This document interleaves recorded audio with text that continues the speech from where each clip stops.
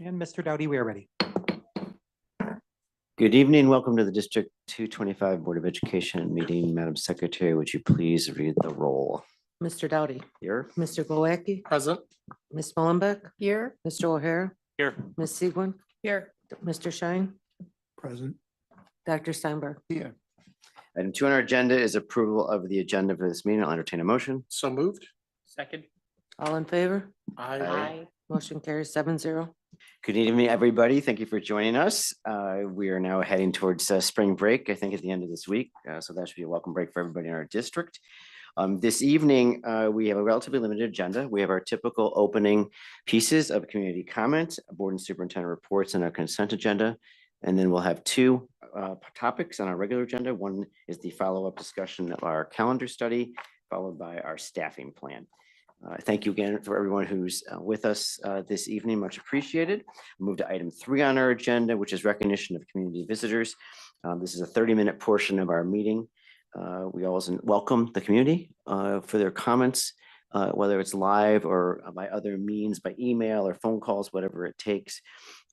People are invited to come to the microphone for up to 2 minutes. We ask you to give your name and address, so it gives us a chance to get back to you. We remind people the board does not respond at this point in the meeting. We do listen carefully to your input. We much appreciate it. And then we respond as appropriate, sometimes later in the meeting during the regular agenda or at other times in other ways.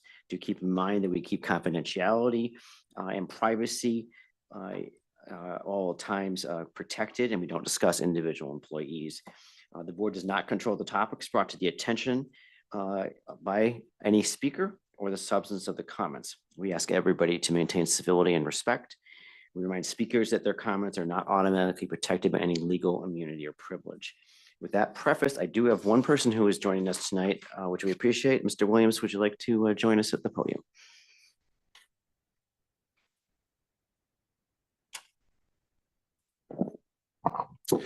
Greetings. My name is James Williams, 2300 Scott Road, Northbrook, Illinois. This year marks the eighth school year that I have had a volunteer position within a Glenbrook North association. It also marks 14 years after my graduation from Glenbrook North. And probably one of the most impressive and positive changes I have seen in District 225 since then is the gradual process of many issues that I dealt with as a student while at Glenbrook North and alongside parents of their families that for a long time was kept silent or not discussed, finally being brought into the open and addressed by many people in the District 225 community. Back at that time, it was not even thought that many issues that were being kept silent could be spoken about in a proper setting. And I think it is very impressive, ultimately, that as the years pass, the silence about many issues continues to crumble. In the end, I think that all of us need to look back and realize that there is just as much significance about what is not being talked about as there is what is being talked about in our school community. Thank you for listening. Thank you, Mr. Williams. Much appreciated. We do not have other speakers on our list this evening, so we'll move to item 4 on our agenda, which are board and superintendent reports. Dr. Johns. Thank you, Mr. Dowdy. Since we had a meeting just last week, our updates will be pretty brief tonight. One big update I'd like to share with the board is the status of our strategic plan. As we've shared in previous meetings, we've gone through the process of looking at our data, soliciting feedback from members of our community, having our core planning team and then our design team reviewing that data in different iterations, delivering focus area groups, and then also some sub-objectives in a very draft form. And then most recently, last month or last couple of weeks, we have had a vetting stage in this process in which we took all of that information that had been developed by the core planning team and the design team and asked stakeholders, parents, students, staff, residents, to take a look at what we've done so far and essentially confirm that we're on the right path. So 1,288 respondees looked at the work that we have so far, again, the draft form, and gave us feedback. Those respondees, by the way, spoke 4 different languages. So we had responses in English, Korean, Spanish, and Mongolian. And the participants included residents, parents, staff, and students. And we asked them 4 key questions. The first is, do these focus areas help the district sustain high academic achievement for the next 3 to 5 years? Do these focus areas address current gaps in District 225? The language and purpose of this focus area is clear and understandable.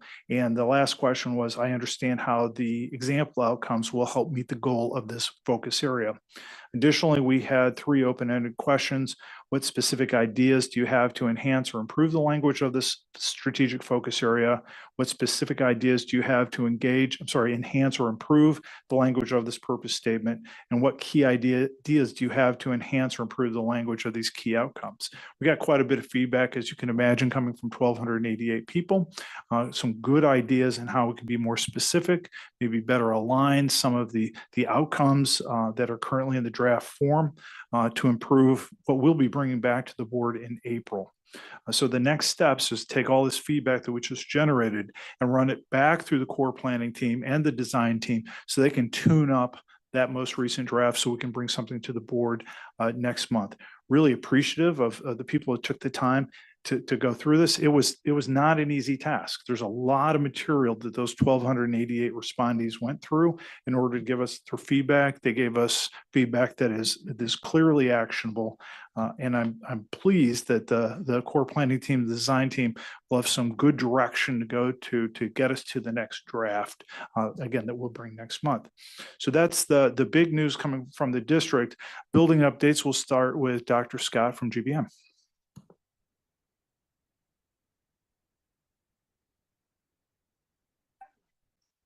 This week, because I think, thank you, we had a lot of athletic updates last week. The first is our lookbook, which is the online version, came out this week. And I think, were you featured in the lookbook at one time? No. I remember us talking about that at homecoming, so I Yeah. didn't want to say something that isn't true.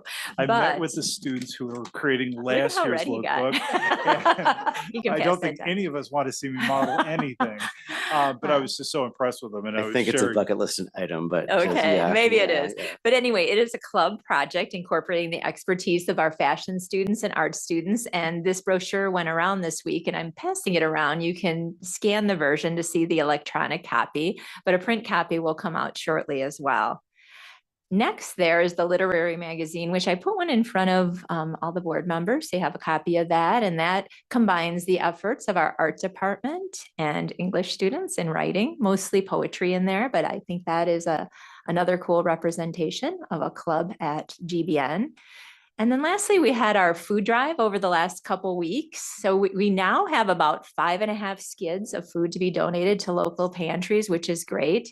I thought one of the most interesting things about the food drive was one way to raise money was a cannonball contest. So maybe some of you know about this, but 17 different clubs participated in that cannonball contest. And it ended with our police liaison officer, Mr. Kyle Pilmer, doing the winning cannonball. And now, not pictured up here, but one other thing I wanted to talk about is we had our turnabout dance the past weekend and we had over 700 students attend. And I thought what was interesting about dances lately is they're changing a little bit. It's not just about dancing. We also had mini golf. We had axe throwing, inflatable. We had a food truck. So there's all sorts of other things for kids to do. And I think that's great because I would often watch kids come into a dance and the loudness isn't exactly appealing to a lot of students. So I think it's really neat that we're doing that for students. So that's my updates for today. Thank you. Over at GBS, we've had a great week. On Friday, the staff of our Oracle, which is our newspaper, was awarded the Golden Eagle. This is the highest award for print publication. They were also granted a bronze certificate for the Oracle website at the Northern Illinois Scholastic Press Association's annual conference. This is the first Golden Eagle Award the newspaper has received since 2021, and judges based that off the first 3 issues of this year's newspaper. And while not every Oracle Ed Board member received an individual award, the Golden Eagle reflects the talent, creativity, and hard work of the entire staff. I also had the joy of attending an event last week when Congresswoman Jan Schakowsky and staffers from our local Springfield representatives visited GBS Civics and AP Government students for Civics Learning Week. Our Representative Schakowsky spoke about the importance of youth voting and shared some very recent happenings in DC that were of interest to students regarding TikTok. She also answered a lot of questions for students. I'm just so impressed by her energy and the way she was able to connect with our kids. This week, GBS in our gallery has a visiting artist, Oscar Yaquian. I hope I'm pronounced, did I get it? Thank you, Cody. He is a locally based sculptor and a ceramics artist who brings his artwork to life in a very whimsical way. It was great to see him presenting to students today. He demonstrated some of his art making techniques, and all of his works will be on display in the GBS gallery through the end of this week. Oh, did I hit the right button? And finally, boys track and field won the CSL championship for indoor track and field. This was Coach Hazekstein's final indoor meet, so very bittersweet. This was for the second time in the past 3 seasons that GBS boys track and field won this title. 4 athletes won 6 different individual titles for the Titans, while the rest of the team chipped away at multiple personal bests that earned the critical points that separated GBN from the rest of the field in the end. So overall, it's been a very fast but good week. Thank you, principals. That's it, Mr. Doughty. Thank you very much. Great to hear all that. Any board members want to share anything? Okay, moving to item 5 on our agenda. It's our consent agenda. Dr. Johns, anything that changes? There is nothing changed in this consent agenda. It's all ready for approval. Okay, so I'll entertain a motion to approve the consent agenda. Second. Any discussion, consent agenda? Hearing none? Mr. Doughty, Yes? Mr. Glowacki, Yes. Ms. Mullenbeck, Yes. Mr. O'Hara, Yes. Ms. Segwin, Yes. Mr. Schein, Yes. Dr. Steinberg. Yes. Motion carries 7-0. Item 6 are discussion agenda items. The first one is the date for organizational meeting. Dr. Johns. So it's that time of year again to get ready for our next organizational meeting. This falls in line with our policy 210 and 220 meetings of the Board of Education. The date the administration is recommending is April 22nd. That's 2 meetings away. And all I need from the board is an agreement on the date and a vote of approval. Any discussion on? Okay, hearing no discussion, now you need a vote from us. If I could. I guess we'll take care of that one. Entertain a motion, please. So moved. Second. All in favor? Aye. Aye. Motion carries 7-0. If all motions were so quick, great. Thank you very much. Item 6.2 is the follow-up on our calendar study. We had a fine presentation and discussion last time, which we much appreciated. And I know there's been a lot of follow-up work that we've had done, which we're going to hear about a little bit tonight. We got a robust memo that came in our packet, but Dr. Johns. Thank you, Mr. Doughty. Dr. Idrizi has gone through the minutes and followed through on the conversations that came up in our last meeting. She's made a few minor adjustments to the guidelines that were presented on March 11th. And again, these adjustments were made based on the suggestion of the board. At the same time, we had several very meaningful questions that were asked by members of the board, and she has provided responses to those. She's here to follow up, and what I would have asked her to do is to go through those questions, give highlights of her response, and if there's any discussion, to provide the answers that are needed. Good evening. In response to the question raised during our March 11th meeting, our team has diligently gathered, analyzed additional information to provide clarity. Our focus has been on understanding the impact of scheduling, particularly with regards to winter concerts, the balance of our academic calendar, college application trends, and semester-long courses. We conducted an open-ended survey among our neighboring districts to understand how ending the first semester before winter break affects the extracurricular schedule. The feedback from the district was informative, and many have adjusted their schedules of winter concerts and performances to an earlier date, and to alleviate the pressure on students during the final exams prior to winter break. Additionally, we reviewed the balance of our school year calendar for the past years. Our analysis shows a consistent distribution of days between first and second semester. Concerning college application, our data revealed trends of increased submissions over the past 3 years, as discussed during last meeting. Our review of semester-long courses highlighted the diversity and breadth of courses we are offering, which are all vital to our students' educational experience. However, the suggestion for an earlier start for these courses face challenges, primarily due to our existing collective bargaining agreements and the importance of maintaining a consistent and equitable approach for all students and staff.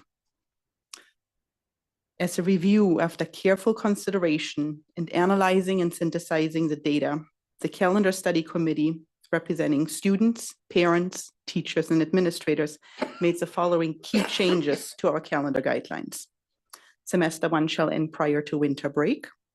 The school year shall start no earlier than the second full week of August. And for academic purposes, the semester will have an imbalance no greater than 4 to 8 school days. With this thoughtful consideration, the Administration and Calendar Study Committee recommends to the Board of Education to approve these revised calendar preparation guidelines. At this point, if you have any further questions, I'm here to answer Dr. those. Johnson, anything you want to add at this point? No, I think that we've, again, had a very good effort by members of the committee to really understand these questions and to produce the answers that were provided. We did a lot of work, particularly in the area of really assessing other districts that are very similar to ours in terms of their winter concert series and what kind of adjustments that could be made. I know Dr. Dreese, the very next day after our conversation last week, had already begun meeting with staff in the fine arts departments to begin this conversation. Thank you very much for this. Board members, any questions at this point or follow-up? Ms. Mullenbeck, anything at this point? I just wanted to make sure that I understand the suggestion with regard to collaboration with sender districts. So what is currently now being suggested or proposed is that we revert to the old language, which included the language about collaboration. Okay, that's great. Thank you. Correct, yes. Oh, just to clarify, so it's not just inform, it's collaborate as well? Because I thought is there a crossed-out? Were you confused by that too? Okay, yeah. You have to read the red line backwards. Basically. I got enough problems, so yeah. This was what had, if I understand correctly, Dr. B, last meeting, it had been suggested that these red line changes be made, but after discussion, I think the feeling was that we don't want to make those changes, and that will revert to the original language. Correct. All right, terrific. Thank you. Anticipated one of my questions. Anything else, Ms. Mullenbeck? That's it. Mr. O'Hara, anything? Yeah, just real quick. Will we be changing the dates for our concerts, or is that not decided yet? Have you guys thought about that? That is not decided yet, but it's definitely something where we have now a year and a half to prepare for that. And this was a research on what do other districts do. So it doesn't It mean seemed like a consistent thread through the other districts. correct. And then with regard to the college applications, it seems to me after my colleague asked that question, it seems pretty important because everybody here has probably heard me talk a lot about trade schools, how important that is to me. But I think the super majority of our students are going to end up going to college, and so getting those the first semester senior grades in enough time. It seems I was just talking to some seniors and they were a little put off by it because they get good grades and then they don't go in, and so your GPA isn't quite as good as it could be. So I think that is something that we should consider when we're talking about this. That's a very important point you brought up. That if you don't get those in and we don't get the finals done before Christmas, you can't get those in, right? So that would expedite receiving the 7th semester grades. So they would have those earlier and could apply for scholarships where deadlines are due sometimes middle of January.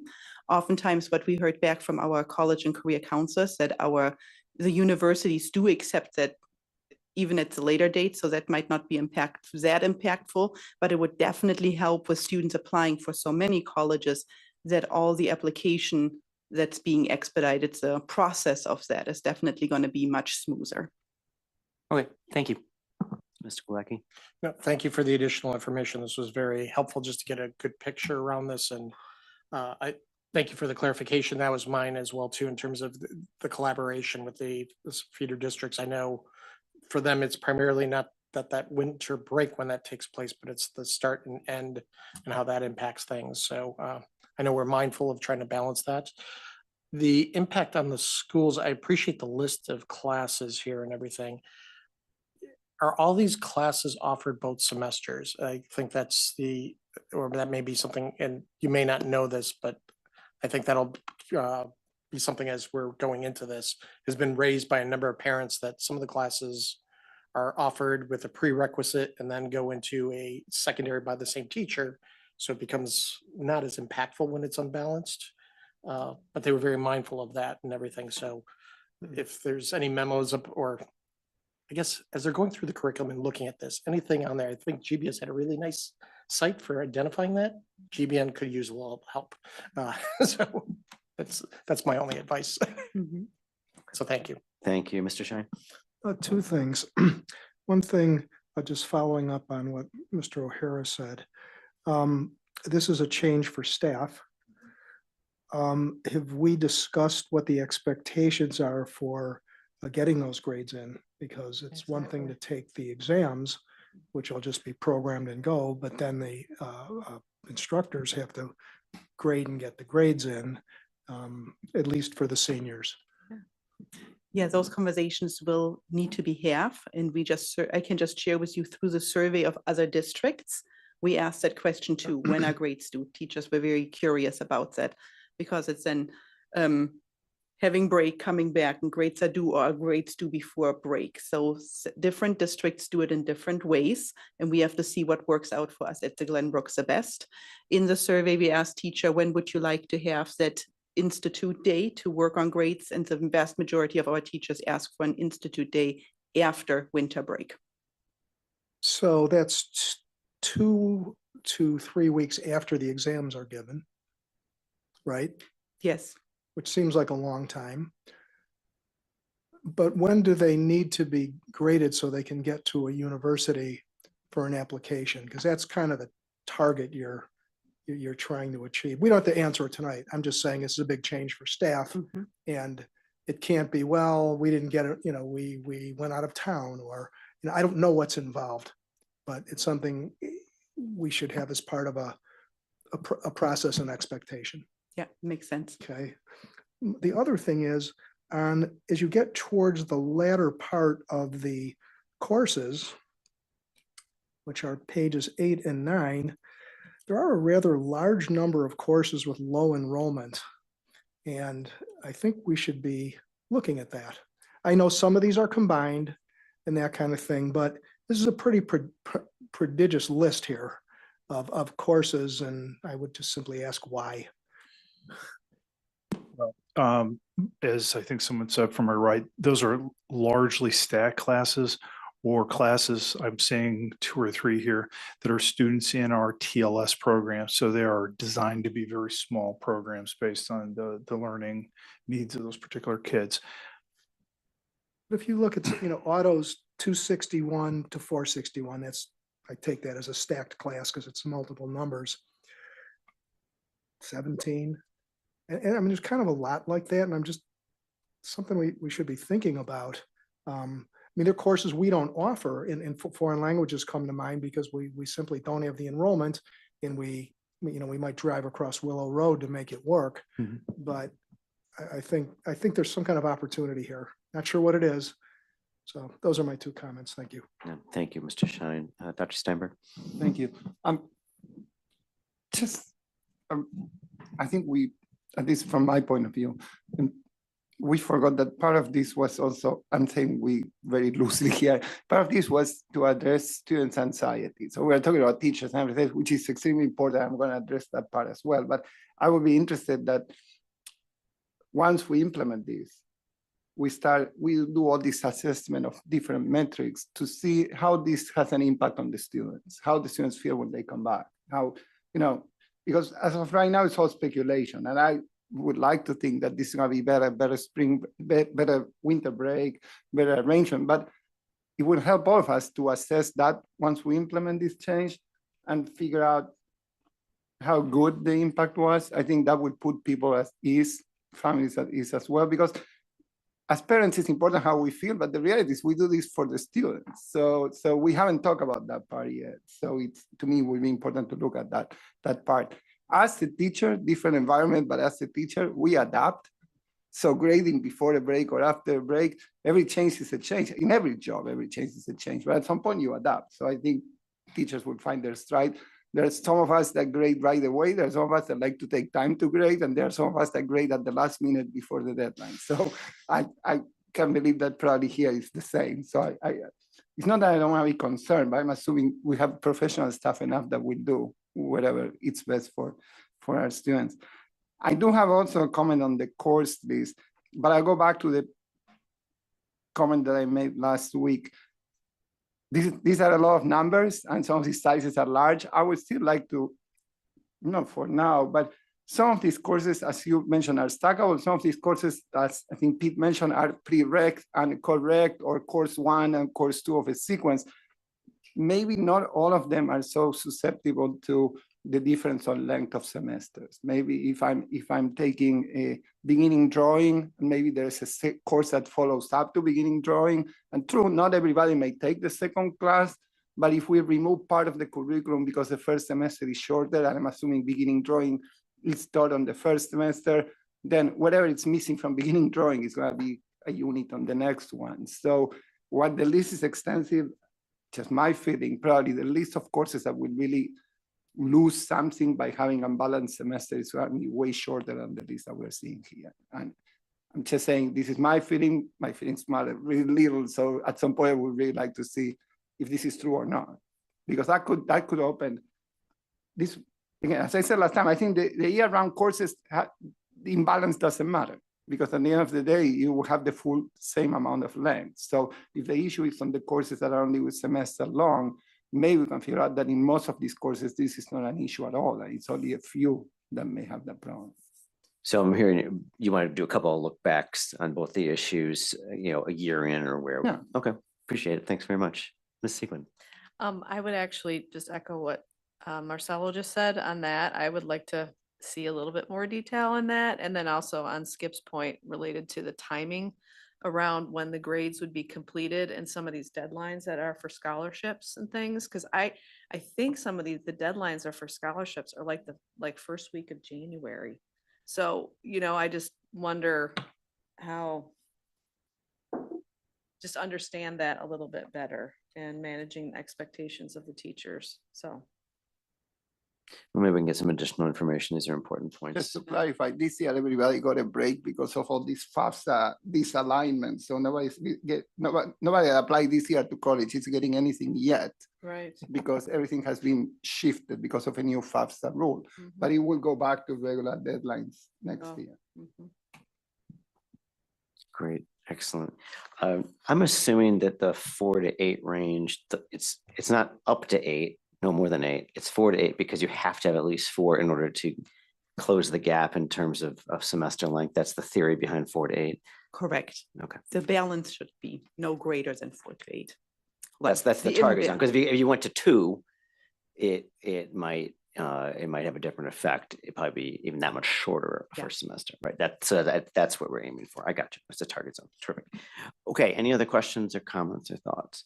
So, Dr. Johns, are we under any pressure to vote tonight? Should we just bring it back in consent? What's your recommendation? Well, it seems like we have consensus at this point across the board. And so if we can vote on it tonight, that enables us to, I have my conversation with the elementary districts on Wednesday. I can go ahead and begin that conversation with them so that they have a few extra weeks to begin to work on it. Otherwise, we can wait until April 8th and put it on consent for the April 8th agenda. Any discomfort voting tonight, folks? No, I'm completely comfortable with that. I was just going to clarify where on the guidelines, the curriculum questions that came up, those are now on the specific execution. That would be for subsequent agenda item and discussion. Okay. All right. If everyone's comfortable with that, we'll proceed with the motion. I move that the Board of Education approve the revised school calendar preparation guidelines as presented on March 11th and revised on March 18th to be approved. Second. Any discussion on the motion? Hearing none? Mr. Doughty, Yes. Mr. Glowacki, Yes. Ms. Mullenbeck, Yes. Mr. O'Hara, Yes. Ms. Segwin, Yes. Mr. Schein, Yes. Dr. Steinberg. Yes. Motion carries 7-0. Thank you. Item 7 is a review and summary of our meeting. We did have one visitor this evening. Mr. Williams joined us. We appreciate his comments. We had a report on the strategic plan as well as again, a wide variety of superb things happening in our schools, ranging from fashion, food drives, and evolving turnabout dances to awards for Oracle and bringing in our U.S. representative for civics, work within art and in sports, continue to excel in multiple ways and provide great platforms for our students to learn and to grow. And it's wonderful news always. Item 8, possible topics for future board meetings. Please raise those with me or Dr. Johns if you have any. We do have closed session tonight, which is item 9, to consider the appointment, employment, compensation, discipline, performance, or dismissal of specific employees of the public body or legal counsel for the public body, including hearing testimony on a complaint lodged against an employee of the public body or against legal counsel with the public body to determine its validity. Collective negotiating matters between the public body and its employees or their representatives, or deliberations concerning salary schedules for one or more classes of employees. And litigation when an action against, affecting, or on behalf of the particular public body has been filed and is pending before a court or administrative tribunal, or when the public body finds that an action is probable or imminent, in which case the basis for the finding shall be recorded and entered into the minutes of the closed meeting pursuant to sections 2C1, 2, and 11 of the Open Meetings Act. So moved. Second. All in favor? Aye. Motion passes 7-0. Thank you, everyone, for joining us. We're going to go into closed session at this point. We will come back briefly after it, but that concludes our main